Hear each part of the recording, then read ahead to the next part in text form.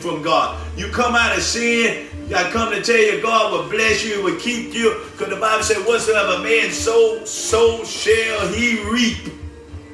He said, if you sow to the Spirit, you shall reap everlasting life. But if you sow to the flesh, the Bible says you shall reap corruption. So whatsoever man sow, so shall he reap.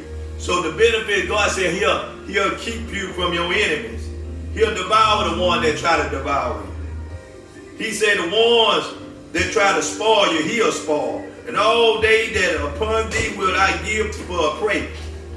Now look what it said in the 17th verse.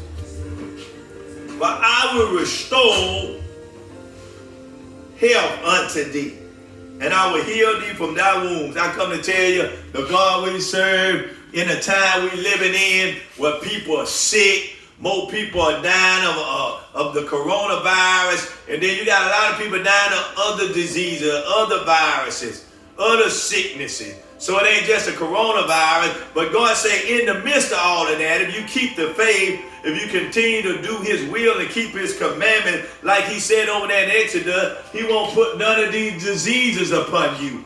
Because he's the Lord thy God that healeth thee. So I come to tell you, it's God's perfect will for us to walk in divine health. It's God's perfect will for us to walk in restoration. It's God's perfect will that we don't be wounded by the devil.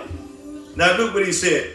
And I will heal thee from thy wounds. God come to heal your heart. If your heart been broken, if your spirit been broken, God will heal you. He will restore you. He will heal your mind. A lot of people sick in their mind. See, God will heal your mind, give you peace in your mind, give you joy in your mind. It ain't just natural sickness.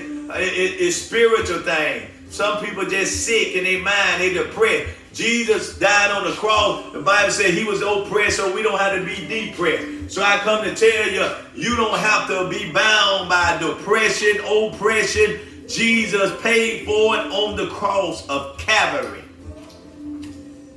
So he said, I will restore thy health unto thee, and I will heal thee from all thy wounds, said the Lord, for they called thee an outcast, saying, this is Zion, whom no man seeketh after. They look down on God, people. They call us outcasts.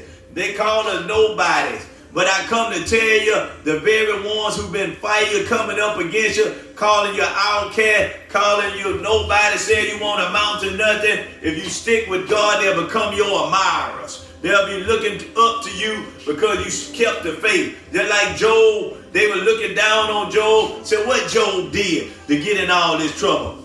He had to do something to be stripped of everything. But Job said, naked I come, naked I go, but blessed be the name of the Lord. So whatever you're going through, continue to give God the praise. And you'll praise your way right on out of that trial, that tribulation.